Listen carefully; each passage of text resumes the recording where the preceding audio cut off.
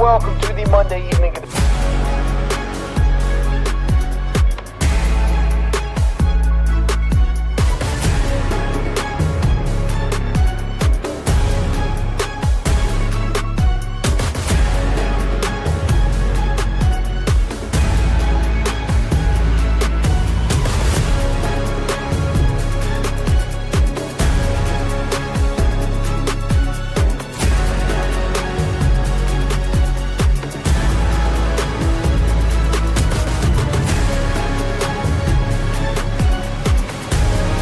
Love ball like I do.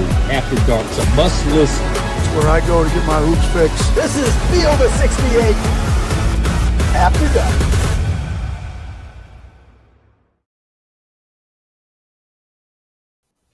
Oh, baby, we are getting excited. Welcome in. It is the Field of 68 After Dark on a Wednesday. Chris Childers with Terrence Oglesby and Mike LaTulip. Gentlemen, it is exciting to be here with you today. The tournament gets going in full swing tomorrow.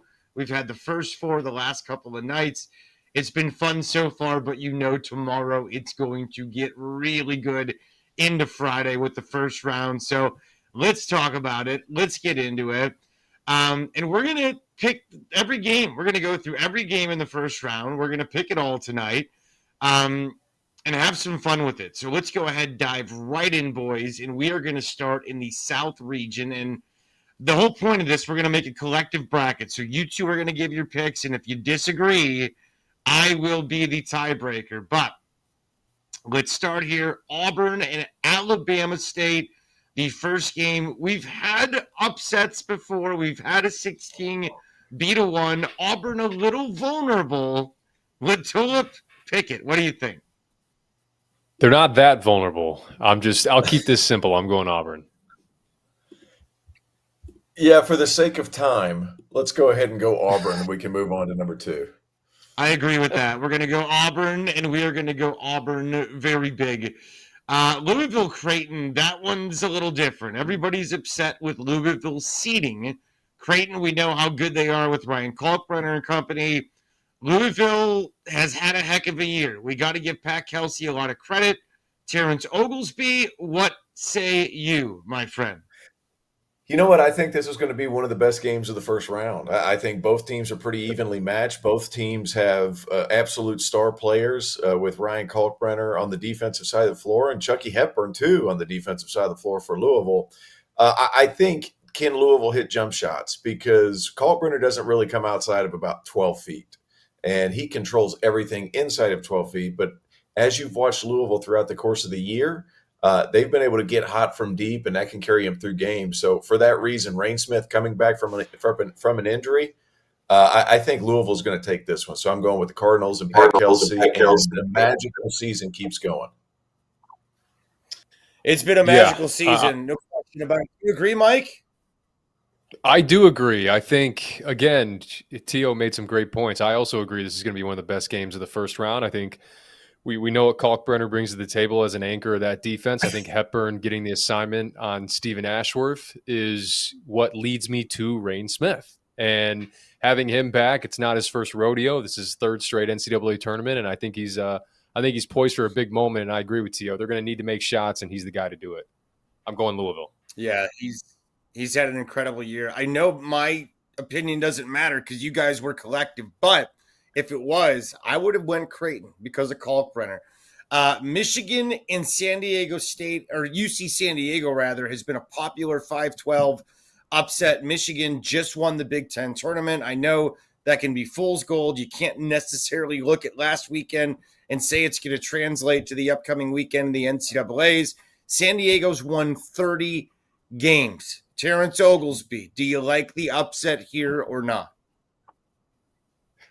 I like the name Aniwa or Aniwa. That's one thing I do like. As far as the game is concerned, I actually think UC San Diego is going to win this one. Michigan's coming off the Big Ten Conference championship. That's all great and good. But as we've seen in the past, if it's not a surefire, most talented team in the conference and it's somewhere in the middle, those guys get real happy. And then what happens is those practices the next couple of days don't go so well. I think Michigan's going to falter. I think guard play can be an issue, and UC San Diego can get out and get some steals, turning live ball turnovers into some offense when things stagnate. So give me UC San Diego. Keep the dream alive. That might be Cinderella. Who knows? Yeah, Michael? Childers, you're going to be the swing. Yeah, you're going to be the swing vote on this, man. I'm going Okay. Michigan, and maybe it's just because it's the trendy upset pick for UC San Diego. I will say though, UC San Diego pickers, bettors are going to feel really vindicated probably the first 20 minutes of this game as Michigan tries to figure out this kind of funky matchup zone that UC San Diego runs. And that's what it's going to come down to. Can they figure out that zone, and how soon can they do it? And can they own the glass? If they do that, I think it'll level out the turnovers in this game. So I'm picking Michigan, and I'm curious which way you're going, Childers. Yeah, the funky matchup zone is definitely tough. UC San Diego can get out and they can do things with their guards, but they have not seen a couple of just dinosaurs like they have at Michigan and Wolf and Golden. So I think Michigan showed something last week. I know this is a popular upset, but I'll be the tiebreaker going with the Big Ten's Michigan Wolverines. Sorry, Terrence Oglesby. We'll see how it plays out this week. Let's move on to another popular upset pick. I talked to the Yale coach the other day. Dude, he loves his life, loves coaching in the Ivy League. Texas A&M, Buzz Williams has done a nice job. This is another trendy upset. Curious if you guys are going to disagree or agree on this one. But Mike, Yale from the Ivy or A&M from the SEC? Yeah, this was actually my upset pick. Go ahead. Go ahead, T.O. I'm going A&M. I had Buzz Williams and his crew, and for the reason is the reason is this: a few years ago, Miami made the Final Four because they had two shot creators who could knock down shots as guard at the end of the clock. That's what you need, and then they had a bunch of dudes who could board. Same recipe for Texas A&M, and I think Texas A&M not only wins this game, but I think they can make it all the way to the Elite Eight. I'm a big fan of what Buzz Williams has down in College Station. And I feel like Texas A&M and Yale are good at the same stuff, but Texas A&M is just bigger and a little bit better at this point. So that's where I'm at. I'm picking Texas A&M. Yeah, I had A&M initially, and I flipped to Yale. I just, I think Tio, you made the point after the bracket came out that, hey, can they do it 2 years in a row? I think you return that backcourt of Bezembing and Pulakidis and Mbang is so versatile. He's had 3 triple doubles this year. And I think the one thing with A&M that kind of bothers me is that, the 10 losses they have this year, they've out-rebounded their opponent in 8 of them. They have just some really wonky results this year. And I think 99% of teams win games when they shoot 40 free throws and get 20 offensive rebounds.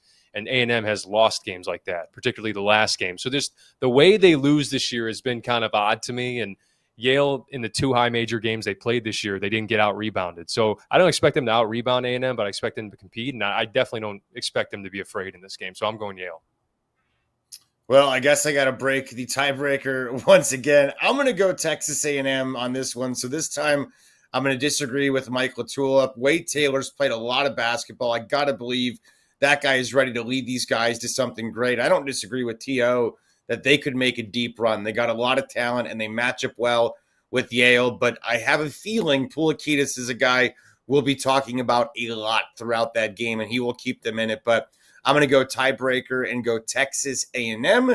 Let's move on now to our next game, Ole Miss, North Carolina. Carolina was mighty yesterday. Everybody was pissed off. They were included in the bracket. They're taking on a Rebel team, Chris Beard, who's done a nice job getting that program up to snuff. Does North Carolina's season keep going? Terrence Oglesby. Here's the thing. When you play as well as they did, that confidence can roll over. And if they're able to get out and run and knock down shots, and really the play of Elliot Cadeau is kind of their swing guy, right? Like they went a little bit bigger over the last 10, 11 games. They went Drake Powell at the 3, and then they went bigger at the 4 and the 5, and then those 2 guards have been able to create. But when they're really playing well is when Elliot Cadeau's playing well. Last game against San Diego State, he had 12 assists. The only words of caution I would have is Ole Miss isn't going to extend their pressure out the same way San Diego State is. So you're still going to have to find ways to get Cadeau in the paint so he can create for his guys. But they're playing with so much confidence right now, winning 9 out of their last 11, I believe, that this is a team that is dangerous at this point. Just if nothing else, they got R.J. Davis back to last year's R.J. Davis, going 6 for 6 from 3 last contest. So this North Carolina team is fast. They're fun. They're shooting it again. And now they're competing on the glass at a high level, especially over the last month or so. In agreement. I'm actually pissed they had the performance they had last night because I picked them to go to the Sweet 16 as soon as the bracket came out. And then now, I look like almost a bandwagon guy saying that, but I promise I had them going there and I have them beating Ole Miss. But like you said, T.O., the floor game from Elliot Cadeau, when they really dial in defensively like I thought they did last night and turn that defense into offense, that turnover margin is going to be important as it always is against Ole Miss. And I think they have enough to advance to the next round. I'm going North Carolina. Yeah, North Carolina seems to be a trendy pick, but they looked damn good yesterday. They looked mighty, and that just seems to be one of those teams and one of those stories that you just kind of have a feeling. The way the bracket broke and the way they looked yesterday, wouldn't be shocked if they go on a run. So I'm going to be with you at North Carolina. Iowa State, Lipscomb is the next game in the South Region. That's 3 versus 14. Lipscomb's had a heck of a year out of Nashville. They've won 25 games out of the A-Sun. Iowa State, a lot of questions about the injuries and Gilbert going into this thing. Vulnerable, perhaps, still heavy favorites against Lipscomb. Mike LaTulip, upsets, or do you think Iowa State and Mr. Otzelberger takes care of business? Yeah, I got Iowa State. Lipscomb's an old team. They're going to have to make shots. They're going to have to make threes, and I don't think they get enough back on the glass, consistently. So I'll keep it short. I'm going Iowa State. Yeah, I'm going Lipscomb. Lenny Acuff, offensive mastermind, and what he's capable of doing in the half court. He's going to be able to figure out what Iowa State's doing.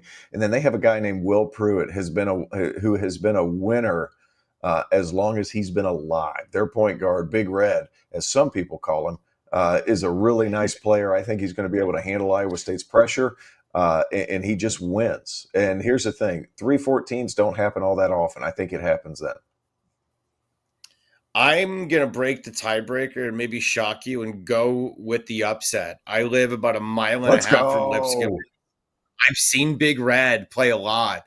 And I think they're better than people give them credit for. And Iowa State's going to be a little bit off kilter. They're not going to be whole. So I think they're vulnerable. Lipscomb takes advantage, which is going to open things up for North Carolina. But I'm going to go Lipscomb to win that game. Let's go to the 7-10. Marquette and New Mexico is the matchup. Terrence Oglesby, who do you like in that one? You know what? I was really high on New Mexico until I saw San Diego State get thumped. And then I went back and changed it. I was like, I don't know. Maybe this stuff is a little bit of fool's gold. So, I love Donovan Dent, what he's able to do at the point guard spot. He's one of the best point guards in college basketball. Make no mistake about it. He is that good. They have another guy named Nelly Jr. Joseph, who's a beast on the interior. Here's the thing, though. Marquette, battle-tested. Cam Jones is an All-American. However, so is Donovan Dent. But I just feel like the matchup between Stevie Mitchell and Donovan Dent is going to be the one to watch. Stevie Mitchell, one of the best perimeter defenders in college basketball. Donovan Dent, one of the quickest, craftiest guards in college basketball. I think when push comes to shove, I think this would be a Joplin game where he hits 5 or 6 threes, and then everybody in a Marquette T-shirt's happy. Yeah, I'm going Marquette, and I echo the sentiment from T.O. The Stevie Mitchell Donovan Dent matchup is going to be awesome. We'll see what type of impact Nelly Jr. Joseph has. But I agree with Joplin. I'm curious how New Mexico guards him, because the teams that have had success against Marquette have been the ones that have tried to pack the gaps to try to deter Cam Jones from getting downhill, turn Marquette into a jump shooting team. And when Joplin's on, when Gold's on, when Parham's on, they look a lot different. So, do they gap off of them? Do they take away Jones? And again, Joplin, I think, is the X factor in this game, and how he performs may dictate the result. I'm going Marquette. Yeah, so Marquette is the collective pick here for the bracket. The 2-15 is Michigan State Bryant. Anybody going upset?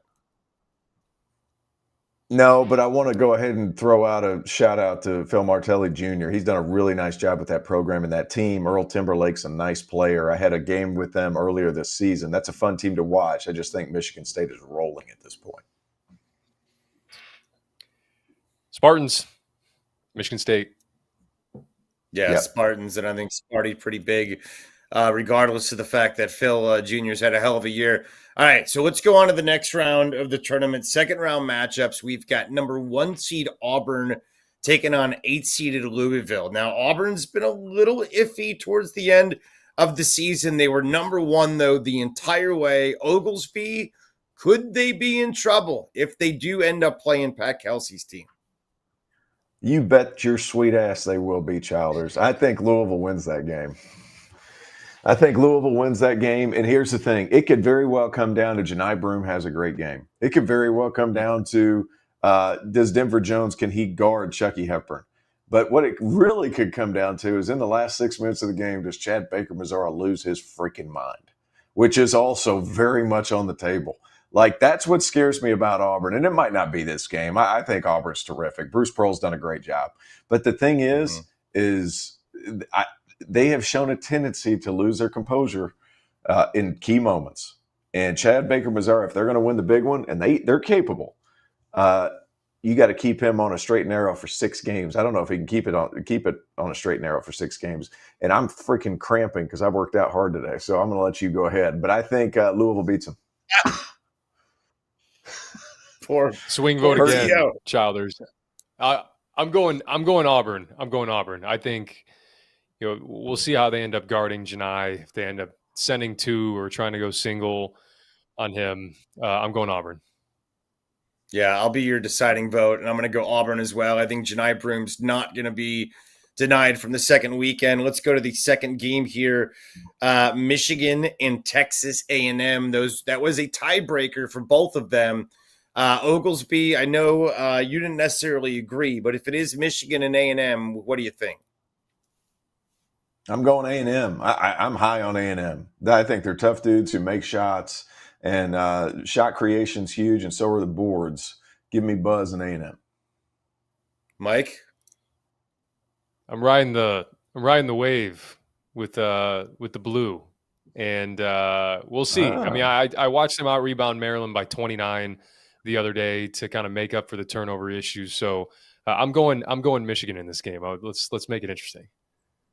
I'm going to go with the Big Ten as well. I'll be the tiebreaker. The Bigs, Golden and you guys Wolf. both live in Illinois. You guys are Hail both up there in freezing Indiana. and miserable, and you're just banding together. Yeah, in Indiana. That's all that is. Hail to the victors. So we have Auburn and Michigan in that game collectively. All What right. part of Indiana, LaTulip? Carmel, Indiana, just north of okay. Indianapolis. Okay, All right, gotcha. another second round game here. North Carolina, the 11, taking on 14 seed Lipscomb. Do we think Carolina goes to the second weekend? Yeah, I'm going Carolina they there. The upsets all happen in the first half, in the first round. Carolina, the Sweet 16, just to piss off the world. ACC. Carolina. There you go. All right, so Carolina collectively. We've got Marquette, Michigan State. That's our next game in the second round to fill out the second round. What are we thinking there when it comes to the final team in the Sweet 16? Mike? I don't think Marquette's front court can keep up with Michigan State. I feel like they're going to just battle. The guards are playing well, and then Richardson's been a swing guy for Michigan State. They've been really good. I'm going Michigan State. Not just this game, but all the way to the Final Four. Mm-hmm. I'm in agreement. I don't see how Marquette keeps up on the glass with Michigan State. I think that's going to be a tough one for them. So I'm going Sparty. All right, so our Sweet 16 in the South is Auburn, Michigan, Carolina, Michigan State. Let's pick those games. Auburn and Michigan. Does Auburn get to the Elite Eight, Michael LaTulip? They do. Auburn is going to the Elite Eight. I'm not going to provide much more analysis beyond that. We're going to go collectively Auburn. And then Carolina and Michigan State. Does Carolina get to the Elite Eight? No, I'm going No, Sparty. I think Michigan State, the Sparty, as tough as the guards are, they'll be able to, at least slow down the guards. They're similar in stature. I think they're going to be able to Yeah. stay in front. Trey Holloman For- might have one of those like in your face freaking moments where he just gets in Carolina's mug and then it's just over from there. So I think Michigan State would beat him there. That Right, so collection that of means pesky guards. That collection of pesky guards to match the guards and wings in North Carolina. I think that's a good matchup for Sparty. So the Elite Eight would end up being Auburn, Michigan State. Your Final Four team is Mike. This is where I have Auburn losing their composure. Okay. This is where I have That's a Sparty. I great mentioned those call. pesky guards, and that is if there's any team that can piss you off, it is this backcourt. You just talked about Trey Holloman. He's gonna try to have something for them. So I hope that game happens because I think it would be one of the chippiest we have of the entire NCAA tournament. Love that for all the same reasons he just talked about. Give me Michigan State, and Izzo goes back to the Final Four, and it's the last real party he's able to have. Yeah, and it would be cool, I think, for all of us to see Izzo do that. All right, let's go to the West region right now. Let's go a little bit quicker through it all. Florida is your 1 seed taking on Norfolk State. I think everybody collectively is going to go Florida. We can move on from there. UConn, Oklahoma, the next game. What do we think about the 9-8 matchup, Michael LaTulip? Going to come down to ball screens. How do you guard Jeremiah Fears in ball screens? And I actually think UConn, they're proven they've been here, although Porter Moser has too. I'm going UConn. UConn. All right, so UConn is the collective pick from us. I agree with you. They've been there. They've done it. They're the 2-time reigning champion. Memphis, Colorado State. I think I saw Memphis is an underdog in the 5-12 matchup. Do you like Colorado State to win this game, Terrence Oglesby? I do. Neat Clifford is an NBA player, might even be a number 20-ish pick in the NBA draft. He's that special. Kyan Evans is a guy that's developed over the course of the season. They've got a lot of nice role players. Give me Colorado State and the Ethan Morton All-Stars because he's there right now. And he's still only averaging 4 points a game or 3 points a game, and he's still starting. Like, it's amazing how he's been able to perform despite having no stats. He's just a do everything else guy. And Nico Medved's really good offensively. Tyrese Hunter being out is a killer. Yeah, the Hunter injury is what tilts the scales for me. And I for how good PJ Haggerty's been this season, the fact it's at least a debate who the best player on the floor is in this game shows you how good Neat Clifford's been here in the last few months or so. So I'm actually going with T.O. here. I'm going Colorado State. All right, Colorado State's the pick. Maryland, Grand Canyon, the next game. That's a 4-13. It's been a popular pick. I love Maryland, though. At least their starters, they're not very deep. Mike LaTulip, does Maryland win this game? Maryland does win this game. A couple of weeks ago, I was like, I'd love to pick Maryland as a Final Four team. Unfortunately, they're in the path of Florida, or you could look at Florida having Maryland in their path, but I'm going Maryland here. I'm going Maryland, too. Let's not make it too complicated. Next. All right, Maryland, Missouri, Drake. That's a sexy little game. Drake's won 30 games. What do we think? I think that, I don't know, looks obvious. Sometimes the obvious ones end up happening, but Terrence, does Drake win? I originally picked Drake, but everybody's picking Drake, so that makes me want to pick Mizzou. Dennis Gates has a team that can really guard, and they've got some offensive firepower. So give me Mizzou. Why not? Gonna go Mizzou, Mike? I'm also going Mizzou. You just have to keep Drake off the glass. They don't have much size, but if you go and watch them, the freaking leverage that they get on their offensive rebound. I mean, they always have position on offensive rebounds somehow. So keep them off the glass, and Mizzou takes this one. I'm going to go quick on the next one. 3-14, Texas Tech, UNC Wilmington. Do either one of you think there's an upset there? Nope. Texas Tech. Nope, Texas Tech, Okay, but the Kansas. KO Siddle's awesome. Kansas, Yes. Arkansas, a 7-10. Interesting matchup. Kansas, not a classic year. Do we like Cal or Bill Self, Mike LaTulip? I'm going Cal on this, and I don't know how much stock you want to put into a charity exhibition. Probably not much. Thero's not playing in this game. He played 17 minutes and had 2 points in that exhibition game, and Boogie Fland and DJ Wagner combined for almost 50. Those guys are back now. I don't buy into the Boogie Fland makes your team suck thing, so I'm going Arkansas.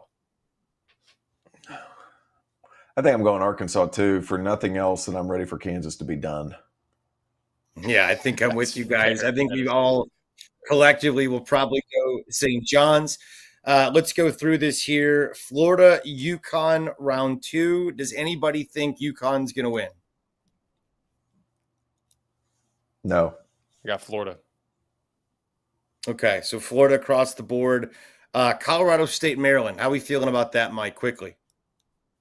I just think the size of Maryland, just they have so much optionality, in their starting five. I'll go with Maryland there. If I had to pick one in the front court, Rashawn Bimba's a nice player. He's no Derek Queen. Derek Queen might have a game of his life against Colorado State. I like Maryland too. So that's Florida and Maryland in the Elite Eight. Missouri, Texas Tech, second round, bottom of the bracket. Do we like Mizzou or Texas Tech? Mike LaTulip. I'm gonna go. I got Texas Tech in my Elite Eight. Not to jump ahead, but that would be my pick there. Texas Tech. Mizzou, revenge tour. So I got to give the tiebreaker. I'm going to go Texas Tech as a tiebreaker. Arkansas, St. John's. Do we all think that Rick Pitino is in the Elite Eight? Yes. Yes, we do. That's okay. That's such a lopsided. That's such a lopsided coaching matchup. It's like a seesaw with Pitino just holding all the weight on one side. It's like crazy. All right. So to get to the Elite Eight, Florida, Maryland, who do we like? T.O. Florida. I think this will be actually a close one, but I'm going, Florida. Close, but Florida. And then St. John's, Texas Tech, Mike? I had the Red Raiders in this one. Movement shooters off the balance. That's what you need against good defenses. I'm going Texas Tech. No, St. John's, man, war of attrition playing those guys. Those guys are unbelievable on defense. I'm rocking with St. John's. I'm tie-breaking with the defense of St. John's, which gives us Florida, St. John's in the Elite Eight. Mike LaTulip, are the Gators going to the Final Four? Yes, they are. Gators are going to the Final Four. Florida. T.O., what do you think? Clayton, Walter Clayton versus Pitino. They were both together at Iona. I think Walter Clayton goes nuts, and you need individual shot making against St. John's. And all the veteran backcourt play for Florida gets them. Florida's as hot as anybody in America. I go Florida as well, not that it mattered. So Auburn, Florida, 2 SEC in the Final Four. We'll pick the rest of the bracket when we come back on the Field of 68 After Dark. Now is your chance to prove you're smarter than the Field of 68. We're hosting a Survivor contest with our partner Splash Sports. There's a $25 entry fee, a 25 entry max in the contest, and more than 1,700 spots available, which means there's a $40,000 max prize for the winner. Survivor is the future of March Madness. Each day you pick a team to win. If they win, you advance. We'll also be running a free-to-enter bracket contest as well as a second chance Survivor in the Sweet 16. So prove you know more ball than the Field of 68 on Splash Sports. People have opinions about me, strong ones. Some compare my brand to the competition and call me a copycat. Some say that I'm just watered down, that I fall flat. I've heard it all. But the people who get me, they say I'm different, subtle, but balanced. Nothing to hide, nothing artificial. And once they give me a chance, they keep coming back for more. For more dab water. That's right, I'm talking about dab water, and I swear by it. No bubbles, no fizz, just a smooth, refreshing canned cocktail made with real tequila. 100 calories, 0 sugar, 0 carbs, and gluten-free. Find Dab Water's 4 flavors in an 8-pack variety pack or single flavor 6-packs. Dab Water invites you to enjoy its great lineup of products all tournament long. Take it from me, Jeff Goodman. Sometimes the most polarizing things are the best things. Dab Water, tequila, water, natural flavors. All right, we're back here. Field of 68 after dark. We are picking the NCAA Tournament Bracket. First round Yeah, we begins are. tomorrow in big way. It's a collective bracket that we've been doing. Let's get right into it. In the Midwest region, we will continue there. We've already picked the South and the West with Auburn and Florida winning those. Let's get to the Midwest right now. Your 1 seed is Houston taking on 16 seed SIU Edwardsville. I would imagine we're going to go Houston across the board. If somebody wants to yell at me and say, no, I like the upset, fine, but I'm just going to move on to Gonzaga and Georgia. That one's a little bit more interesting. The 8-9, Terrence, what do you think about that one? The Zags have been to the Sweet 16 a lot of times in a row. Will they continue with a win against Georgia in that 8-9 matchup? Call this the Blue Cane game. Give me Georgia and Asa Noel. Those guys are good. They're better than people realize. I haven't been a fan of Gonzaga all year. Yeah, I feel like people have kind of been penciling Gonzaga in prematurely. So Georgia's 1-4 or 5, has some solid momentum right now. Question is whether or not they have the horses to keep up with Gonzaga offensively, and I think they do. I'm going Georgia. Yeah, so we're going to go collectively Georgia as a group here. The next game has been a popular, trendy pick at 12-5. McNeese State taking on Clemson. Will Wade taking on a Clemson team who's been pretty consistently good in the ACC throughout the year. A lot of people taking it. Terrence Oglesby, are you one of them, Mr. Clemson? It's a bad idea to take that game. Clemson's going to win it because both teams are good at the same stuff. Will Wade, ironically enough, a Clemson graduate 2 times over, and he's just agreed to become the head coach at NC State. So it might be an ACC preview, but not on fair terms. Clemson's more talented. Yeah, I'm also going Clemson. I think they should be motivated. I thought they didn't play up to their standard defensively in that ACC tournament game against Louisville. So I think they'll be dialed in, and I'd expect them to have a different level of focus for this one. I got Clemson going relatively far here. All right, we're going to stick Clemson across the board into the second round. Purdue and High Point. Purdue's been a little wishy-washy. High Point has won 29 games, perhaps a chance for an upset. Mike, do you think Purdue is vulnerable going into this game, their first tournament in a while without the big guy? Yeah, they may be vulnerable. I don't think they lose this game. There's something about having that core group back, that it was a part of that 16-1 upset, that I think allows you to play a little bit more free, having your worst fear come to life 2 years ago. So I don't think they'll be scared of at all of High Point. I think High Point's going to struggle with the 2-man game of Braden Smith and Trey Coffin-Wren. I think it's a big Trey Coffin-Wren game, even against Badeau, the defensive player of the year in the conference. So I think they got a physical advantage, and I think they win this game against High Point. Yeah, I don't know about that one. I'm going Huss Bus, High Point. They got a lot of really good players. Demarion Williams started at Texas Tech last year, and Bobby Pettiford was a spot starter at Kansas. There's real talent on that team, and Purdue's been struggling as of late. Go ahead, Childers, pick us one. I'm going to tie break for the same reasons you just said. I'm going to go High Point. I've been watching them, Pettiford and company, that backcourt. They can make you do some dumb things. They can shoot it well, turn you over. Purdue's been a little wishy-washy. I think High Point, the 13, gets the upset, a black eye for the Big Ten.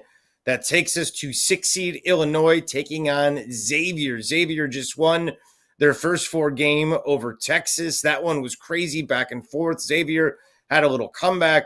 But Illinois and Xavier is now the matchup. So the SEC has already lost the team. Mike LaTulip, that's your school. Does Illinois advance? I think they do. I think this was a really emotional win for Xavier tonight. I think there's a chance that this took a little bit out of them, but Sean Miller's a hell of a coach. They're tough as hell as a team. I'll be really curious to see how they guard ball screens on Kasparis Yakashonis. Do they show? Do they drop? That may determine the game, but I'm going Illinois. You know what? These first 4 games are so weird to me, because I feel like we've seen teams come in with a certain amount of momentum, and if Marcus Foster is able to hit shots, that changes things. However, individual talent and Brad Underwood in the tournament, he's not getting to the Final Four, but I don't think he's losing to round 1. I'm going Illinois. I think they have the talent to get to the Final Four. They just haven't shown it throughout the year, the consistency. But I think in this game they survived. So I'm with you guys collectively. Illinois, Kentucky, and Troy. Mark Pope, his first year with Kentucky. They'd love to see this team at least get to the second week. And they've had some issues advancing in the past couple of years with Cal. They take on the winners of the Sun Belt, Detroit Trojans. T.O., do you think Kentucky's safe? No, I don't think they're necessarily safe. I think there's upset potential here. I think Kentucky ends up pulling away, but Scott Cross is a really good coach, and he has won consistently his entire career. They've got a guy named Conaway who's pretty good too. Lamont Butler, is he able to stay healthy? There's just been health issues all season for Kentucky. That's what makes me nervous, but I think Kentucky wins this one, and I think they run into a buzzsaw against Illinois next round. I'm surprised. I think I'm going Kentucky, but I think Troy's the Sun Belt A&M. So I thought you were going to go with them T.O. They're really good on the offensive glass. Every school in the Sun Belt. Every school in the Sun Belt's an A&M. Like they can't shoot for shit, and they all rebound well. Great on the glass. Yeah, like Kentucky's like Troy won't be outmatched physically at a number of positions in this game, but I just think I agree with T.O. I think over the course of 40 minutes, I think that Kentucky's going to be a little bit too much. I'm going with the Cats. Yeah, one of those games we think will probably be interesting at halftime, but Kentucky will wear them down. UCLA is the 7 taking on 10-seeded Utah State. T.O., do you like the Aggies or the Big Ten's newest team, the Bruins? I love Utah State early in the season. That zone was giving people problems, but I think people's figured it out. And Utah State's, they're good. They're not great. I feel like UCLA and Mick Cronin, what they're able to do and how he's able to draw up stuff. He's one of those guys who never leaves the office. He's going to find wrinkles in that zone that he can exploit.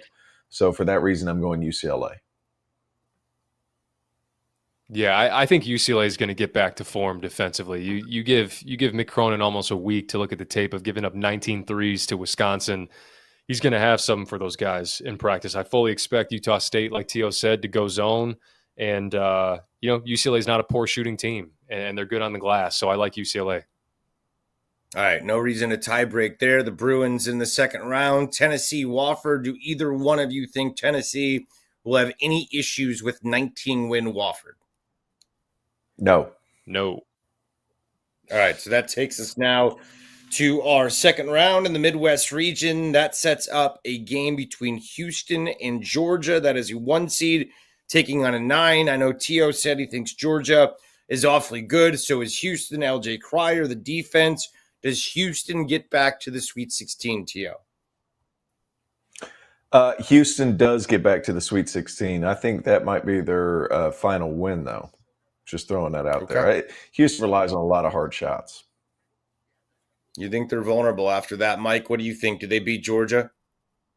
I do. I do think they beat Georgia. I'm not going to add much more analysis beyond that. I think Houston advances. Next game we got to go to here is Clemson and Purdue.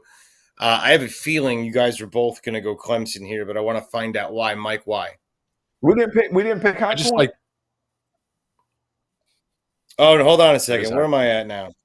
Houston, Georgia. Okay, so Clemson and High Point. That's Clemson High Point. You're right. I was the difference maker. Clemson High Point. Mike, you still go Clemson? It's going to be Clemson Purdue, but for the sake of the bracket, Clemson High Point. I just think the experience and again Clemson kind of getting back to form defensively. I got Clemson. Yeah, Clemson's the rough, the rugged, and they've got guys who can hit shots. So give me Clemson. All right, we're going to go Clemson there as well. Illinois, Kentucky. Does Illinois have enough to get by Mark Pope's Wildcats, Mike?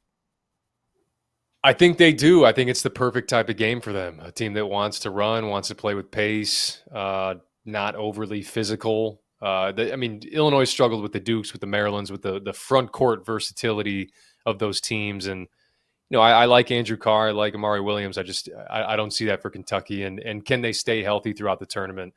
I'm going Illinois in this one. Yeah, Kentucky just hasn't been healthy enough. I'm going Illinois too. Yakashonis and Ivisic, man, a lot of talent there. And then Will Riley, who I can't remember who I heard a comparison with him the other day, but long, athletic, can shoot. Like there's so much talent on Illinois, and I just trusted Underwood's going to put him in the right spot. T.O., Tennessee or UCLA real quick? Tennessee. Mike? Tennessee. Okay, so we got the Vols taking on well, let's go through it. So we have Houston and Clemson in the Sweet 16 in the Midwest region. Do we have Houston or Clemson winning? Mike? Go ahead, LaTulip. I got Clemson going He's to got a to look. back-to-back Elite Eights. Yeah, got I Clemson like going Clemson back-to-back. back to the Elite Eight here. I do too. I All think right, the so injury of we're- Dylan Hunter hurts, but Houston, they just rely on so many hard shots. That's kind of where I'm at there. A lot of left-handed step-back jumpers. Uzan's a great player, but like tough finishes around the rim, and Clemson's got some rim protectors. Give me Clemson to the Elite Eight, 2 years running. We took Kentucky over Illinois, right? Illinois. No.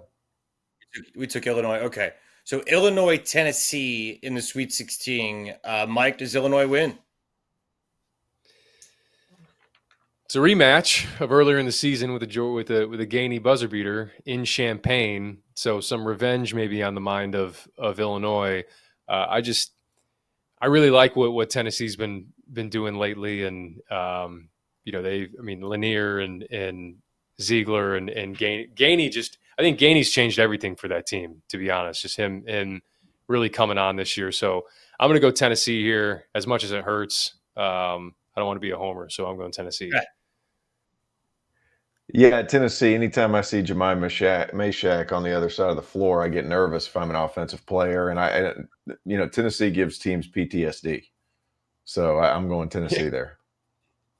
All right, Clemson or Vols, T.O. Is Clemson in the Final Four? No, I think that's where it stops. I'll take an Elite Eight. I'm going Tennessee there. I think Tennessee, the Final Four. Rick Barnes busts through the ceiling. He's good to go. Mike? I concur. Tennessee. 3 teams now from the SEC that we have in the Final Four collectively, with Florida, Auburn, and with Tennessee. Let's see if we can make it 4. Let's go and pick the East region right now. Let's go through it. Duke taking on the winner of the game earlier, Mount St. Mary's. I think we all collectively think Duke. Let's go a little bit quicker. Mississippi State and Baylor. T.O., who do you think wins that one? Josh Hubbard is really good, and Cam Matthews is a hell of a defender. I like the way Chris Jans coaches. Nothing against Baylor, but I think Norchad Omier hasn't guarded since he got to Texas. So give me Mississippi State in this one.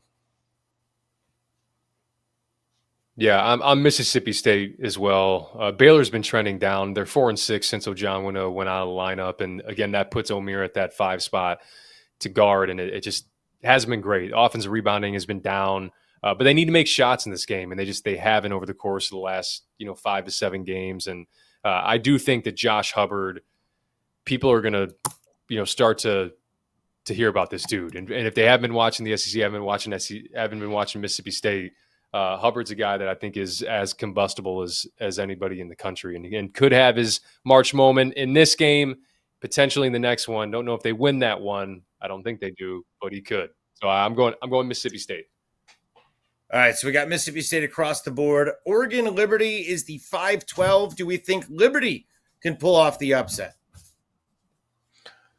You're damn skippy, we do. You're damn skippy. Mm-hmm. Richie McKay, very Tony Bennett-esque in how they play. They got 2 small guards in Colin Porter and Caden Matheny. Both of those guys are really good, and they've got some versatile 3-4-5s that can switch and be really pesky on the defensive end of the floor. Give me Liberty. I understand Dana Altman has a good squad. They're very talented. Jackson Shelstad is very good. But I think Liberty wins this game just with toughness and the fact that they can get up under your offense, especially at the guard spots. Yeah, I'm going Liberty as well. The question you got to ask is how good you feel about Oregon's half-court offense, because Liberty doesn't get much back on the offensive glass, but it's because they're sending 3, 4, sometimes 5 guys back in transition defense. So they're not going to give easy opportunities for Oregon, who gets 12 fast break points a game. So can they try to attack matchups in the half court? I think this is going to be a really close one. I think Liberty edges out Oregon and moves on.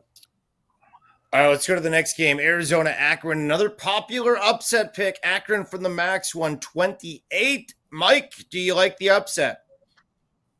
I've seen this one as a trendy upset pick. I just don't see it. I worry about Akron keeping Arizona out of transition. Akron starts 4 dudes that are 6'3" or below. So I worry about them on the glass as well against the size of Arizona. So I'll go Arizona.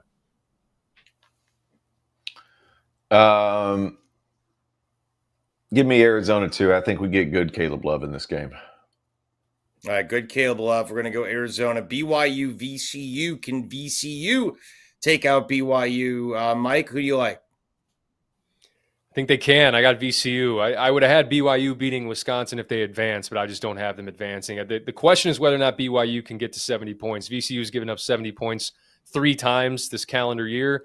BYU, when they don't score 70, they're 1-6. So can BYU get to 70 points? I don't think they do. I think VCU wins the game.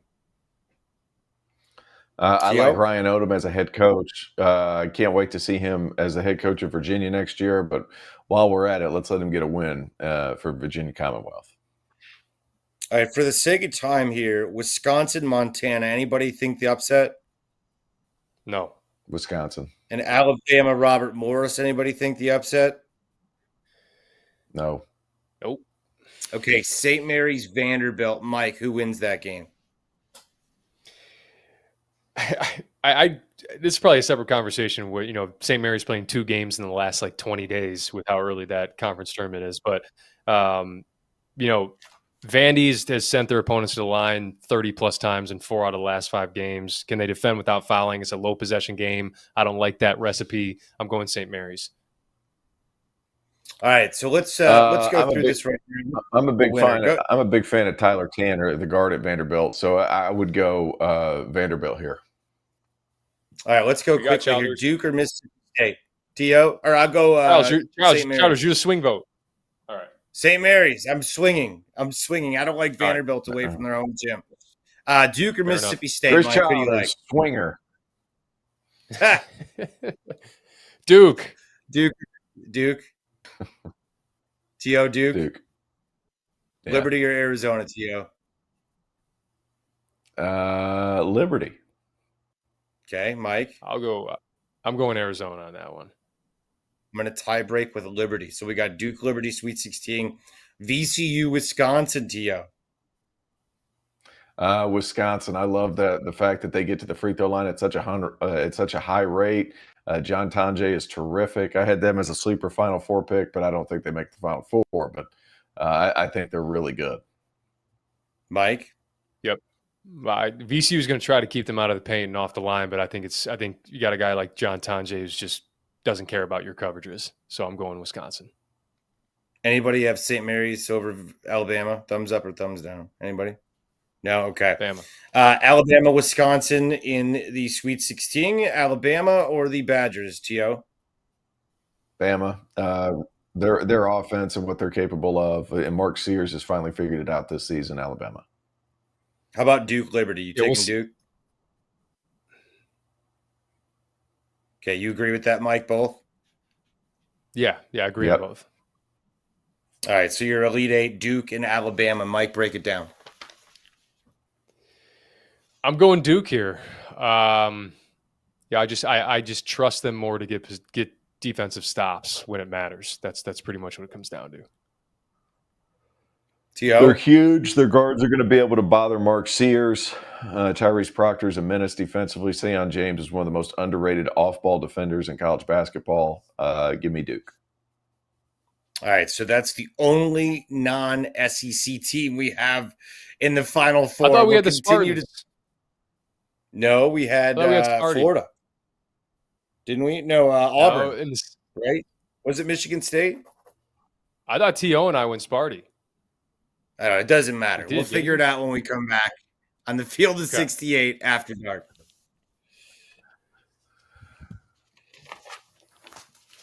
Owning property in the state of Texas is difficult enough. Paying taxes on your property should not make your life any more complicated. Ownwell believes that when it comes to paying property taxes, you should only pay what's fair. In under 3 minutes, you can sign up and have their team of Texas experts start saving you money without a single upfront cost. It's easy. When you sign up, you get an instant estimate of the tax savings they can get you so that when that property tax bill comes due, the amount that you have to fork over to Uncle Sam isn't quite as painful. Put property tax money back in your pocket in just minutes. 86% of customers receive a reduction with an average savings of more than $1,100. Imagine how much less stress you'll have in your life knowing that you could take some of the money that you have earmarked for the IRS and spend it on, I don't know, an 85-inch flat screen to watch March Madness. The deadline to protest is May 15th for most Texas counties. Sign up in less than 3 minutes and start your protest today at ownwell.com/CBB. That's OWNWELL.com/CBB. If you haven't heard by now, we have partnered with BetMGM for the season. We'll be using BetMGM lines to make all of our picks, and we'll have special offers for the listeners and the viewers. Download the BetMGM app and sign up using the bonus code FIELD. Deposit at least $10 and place your first wager on any game, and you'll receive up to $1,500 in bonus bets. Go download the BetMGM app and use the code FIELD today.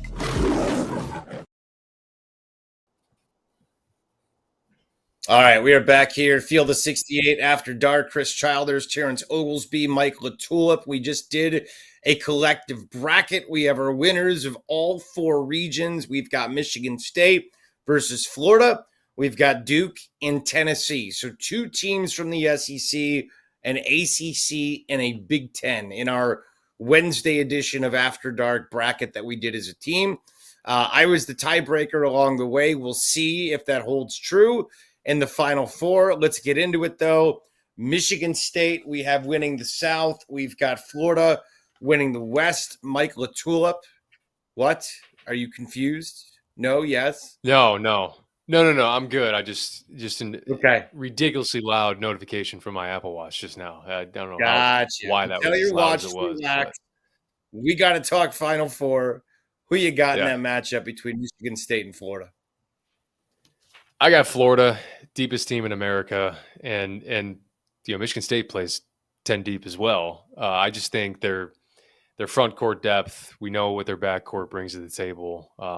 They're just too much, man, and they've been playing like the best team in America. So I'm going Florida. After what I watched in the SEC tournament, Florida looks like a tough team to stop. So I think they make it all the way to the national championship game.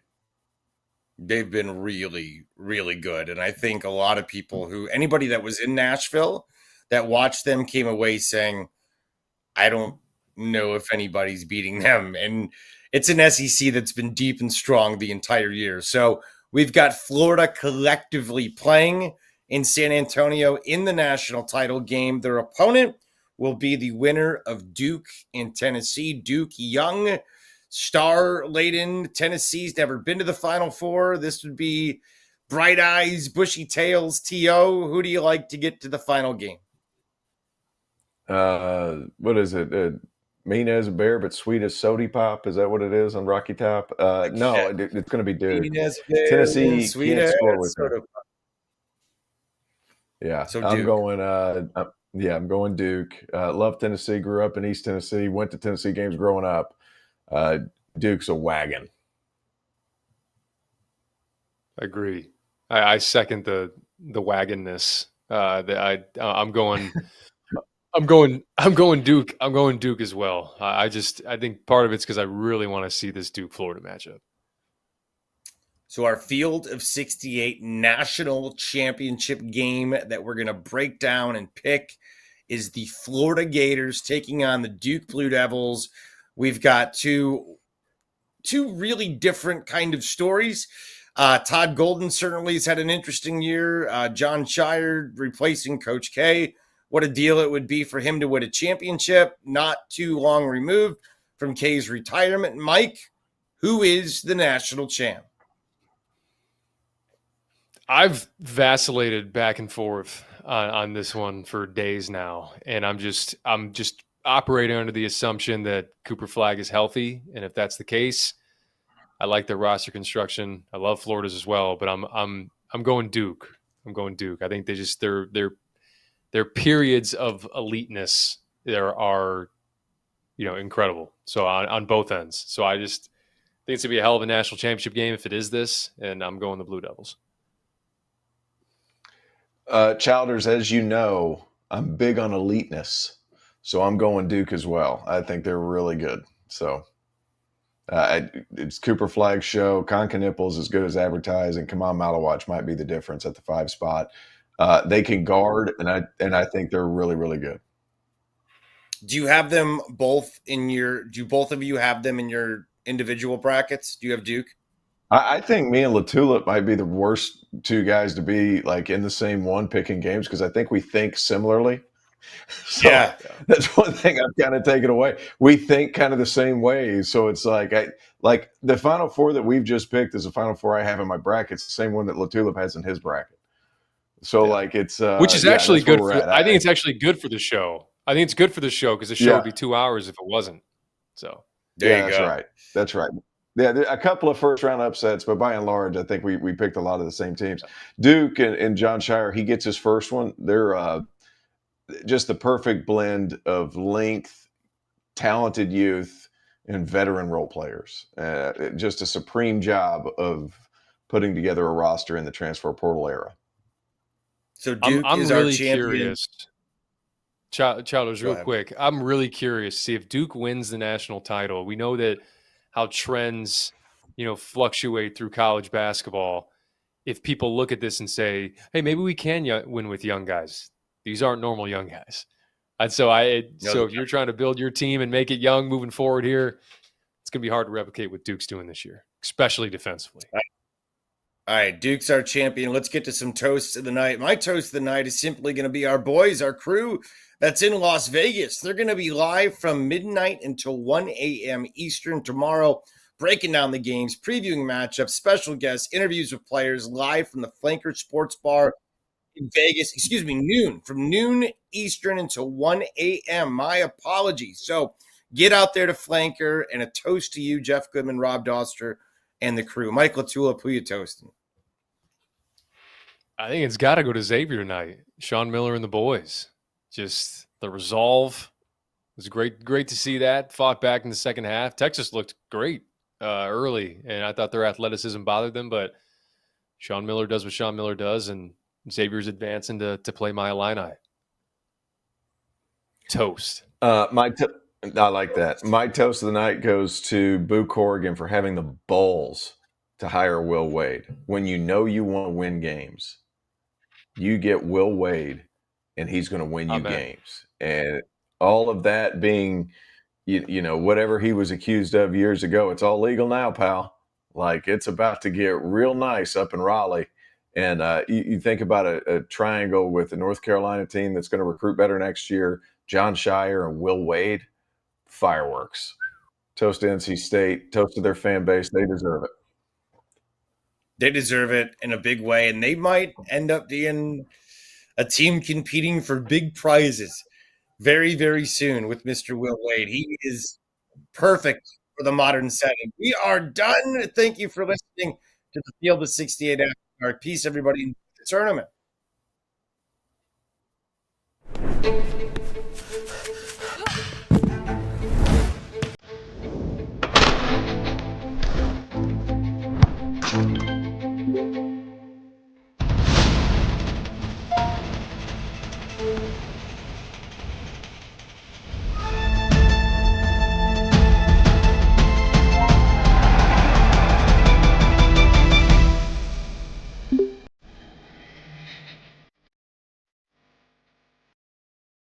I have been looking for the best deal on March Madness tickets, which is why I want to give the sponsor of today's show, SeatGeek, a huge shout out. SeatGeek is the #1 rated ticketing app with over 28 million downloads and more than 70,000 events available. Now that March Madness is here, SeatGeek has your back. Each ticket is rated so you know if it's a good deal with that little green dot, and it's backed by a buyer guarantee. You can get 10% off your next set of tickets at SeatGeek with code FIELD of68. That's code FIELD of 68. I want my home to feel like my home. So whether I'm looking for big furniture, just a small piece for my place, or maybe some storage solutions for the basement or the garage, the answer is Wayfair. Seriously, I needed a new patio set and fire pit for my backyard. I bought it on Wayfair. It looks great on our deck, and it gives me an excuse to fire up the smoker, invite some friends over, crack a couple beers. Just last week, I bought a new chair for my office, someplace comfortable to sit while the madness takes up the 4 screens in front of me. I got it on Wayfair, clicked a few buttons. A couple days later, it showed up at my front door. They even offered to help set it up for you. Digging through online stores can be intimidating. Trust me, I know. It can be hard to find what you're looking for in your price range, but not on Wayfair. They have great options, even if you are balling on a budget like me. Wayfair has every style for every home, including mine and yours. So head to wayfair.com and shop everything home. That's WAYFAIR.com. Wayfair, every style, every home.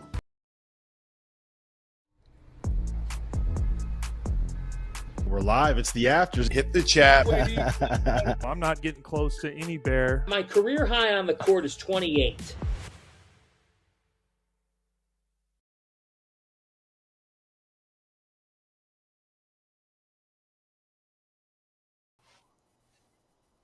All right, we're back here. Field of 68 after dark. Chris Childers and Terrence Oglesby, Michael LaTulip. Time for the afters, the big news. Today, it looks like Will Wade is going to be the new coach of NC State, replacing a program that made a heck of a run a year ago. Kevin Keats went all the way to the Final Four, but it just didn't materialize the next year. So they had to move on, and they went with a guy that was considered toxic and icky and all those things in the old era. But the Supreme Court back June 2021 said the old era is nonsense. So now everything Will Wade stands for is totally above board. I think it's an A plus plus plus plus.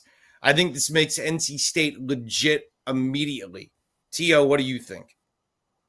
Absolutely. And he's a guy that, you know what, he's got this bad rap, but if you sit and talk to Will, you like Will. That's how good he is with the media. That's how good he is person to person. He's just kind of gotten this rap being down at LSU, like he's this bad guy. Will's a good guy, and Will can freaking recruit, and the dude can freaking coach. So that's a double whammy. And his players play with a certain tenacity and a certain edge. To me, it fits the fan base perfectly. I made my toast of the night to Boo Corrigan. Good on them for being able to take that leap and get a guy that you know is going to win. And there are no more rules. Let Will Wade cook. I think NC State makes the tournament next year. That's how optimistic I am about this whole situation. Mike, do you think I completely agree. Go ahead. Give me your thoughts on the hire that I want to talk McNeese's angle, but go ahead. Yeah, no, I think this conference, and I know, T.O., this is your conference. I think this conference was in need. We saw the injection of life that Pat Kelsey provided to Louisville. When you get some firepower on the coaching side in this conference, it becomes real, because it is, it's historically been one of the best conferences in college basketball. And I think Will Wade, it was going to come down to what administration was going to take a chance on. And, was it going to be Texas? Was it going to be any of these other schools that were going to open up, and whoever did was going to win and win big. And I agree, T.O. I think he checks all the boxes. All the stuff he was doing back then is legal now. It stemmed from nothing necessarily nefarious. The dude just wanted to win, I think it's a home run. Home run probably doesn't even begin to describe it. I'm excited to see the Wolfpack next year.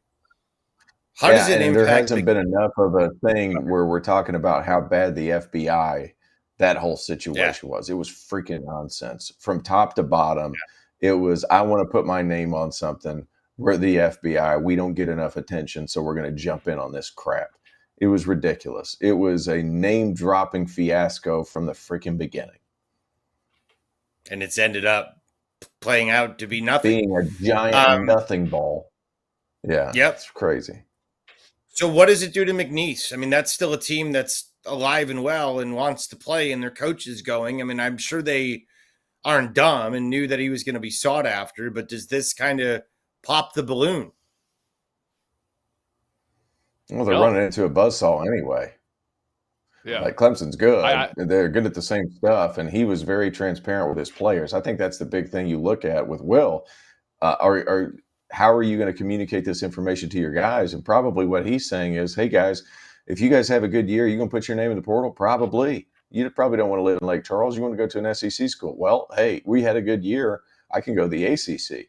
And in an ACC where I can win almost immediately because it has been down, I can feel pretty good about my chances. That's a good opportunity for him, and I think he can win big, like Mike said.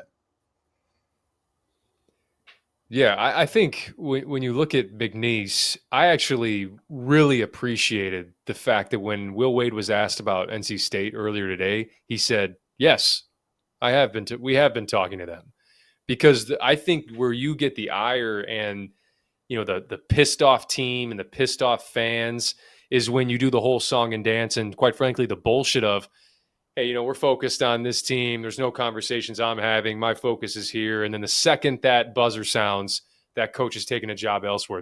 That's the stuff that I think pisses me off. I think that's the stuff that pisses players off because it's a lack of transparency. And like T.O.'s saying, you don't get that with Will. And so that's what I thought was really cool. And if you're McNeese, you're like, sweet. Now we actually know there's finality to this. And maybe it's a rallying moment where, hey, it's our last go around. It's the last time this group is all together. And maybe that is a positive and not a negative. That's the way I look at it. I appreciated him being transparent today. I really did. I did too. And for NC State, we love the hire. Let's bring in Dagan, our producer. He's got some questions on this afters as we are on the eve of maybe the best night of the year, best day of the year in college basketball, that opening Thursday. Dagan, what you got? Hello, fellas. Let's start with the game that happened in Dayton today. We obviously talked about it a little bit, but let's dive into a little bit deeper. I clearly got LaTulip there. I just love the hello, fellas. That was great. That was like a Jim Nance. That was like a Jim Nance situation. Hello, friends. Hello. Yeah. So let's dive into Xavier, Texas a little bit more. What do you think about Xavier? I thought from the beginning of this game, I thought Xavier was on their heels. I thought just the overall athleticism, and when Weaver comes in the game for Texas, it changes everything for that group. Just the end-to-end speed. He's disruptive defensively. I thought I had them on their heels so much that when you're on your heels and you're out of position, that's when the fouls come. And Fremantle picks up 2. Conwell picks up 3. And this is a rhythm game, man, when you get into the tournament, when you get in single elimination. When your rhythm's disrupted like that, it is tough to regain it. And Xavier did it big time in that second half. And I think, again, you look at Marcus Foster, like this is emblematic of the Xavier team all year, where it's like playing whack-a-mole. If it's not Ryan Conwell, Dante Maddox is hurting you from behind the arc, or it's McKnight, or you leave Fremantle. Or the tandem bigs with Fremantle and Hunter out there playing, high-low. It's just they can hurt you in so many ways, and they finally got out in transition the way they're used to in that second half. And I think they ended up with 17 transition points. They're top 10 in the country at, I think, 15 a game. And they topped that tonight. And even though Texas got them on the glass, this Xavier does what they do. If you get stops, you can prioritize transition defense once you score, and that's exactly what they did. So they're gonna be riding some momentum here against the Illini, and we'll see. What's the come down like from this emotional victory, and can you reset for a game Friday in Milwaukee? The travel's not that far from Dayton to Milwaukee, so that's good. That's good news. Look, Marcus Foster played really well. Fremantle's good as long as he can be on the floor, which has been an everlasting question, not just under Sean Miller, but for his entire career. Sad to see Trey Johnson. What a year he had. Really nice player. They're done. Rodney Terry, it looks like he may or may not be the coach there at Texas next year, but he made the tournament. What's your expectations? That's a big thing. Texas on their way home, and Marcus Foster has the game of his career. He's going to be able to use this, parlay it into a job next year. Well, great win for Xavier. They win 86-80, and we'll see what happens with Texas and who they transition to moving forward as their head basketball coach. Let's get back to the field. The teams that are still alive, let's talk Kansas and Arkansas. That is a 7-10 matchup. Wanted to play an interview. Our buddy John Fanta caught up with the coach of the Jayhawks, Bill Self. Wanted to share it with you right now on the Afters. Take a listen. Bill, you just spoke with the media, and it was brought up that here you are, John Calipari, and Rick Pitino, and of course we're on a short Omaha, but there's 3 Hall of Famers, and one of them will be alive after this weekend in this tournament. How unique is this in your career? Well, I don't know that I look at it as 3 Hall of Famers. I look at it as 3 teams.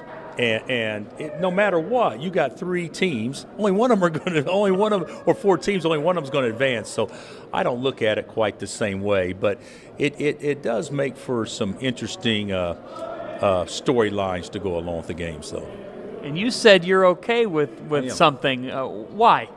I'm okay because I think in my time and in Cal's time and in Rick's time, there's been numerous instances where the spotlight can be on 1 or 2 of us. I'm happy with being the odd man out. I'm happy with being the third wheel right now because I think it's good for my team. Well, around these parts, your name doesn't end with a vowel, so it's not like you're heading to an Italian restaurant, or maybe you are. No, it doesn't end with a vowel. You're exactly right. But, the thing about it is, people can get hung up on storylines and all that. And granted, that is one of the things that make the tournament great. But that's not going to determine who wins and loses the game. It's the kids out there playing. Your defense has been your backbone. On the offensive end of the floor, if this Kansas team is winning 2 games this week, what is happening? We got to take care of the ball. We need to shoot a high percentage, and Hunter needs to play. I mean, let's just call it like it is. If we can play through Hunter, good things will happen for us. That's the legendary Bill Self right there with John Fanta. They get ready to take on Arkansas. That's going to wrap it up tonight. Mike LaTulip, Terrence Oglesby, Dagan, our producer. Job well done. Enjoy the NCAA tournament and check out the guys in Vegas tomorrow at noon. We are done. Thanks for watching the Field of 68 After Dark. This has been the Afters.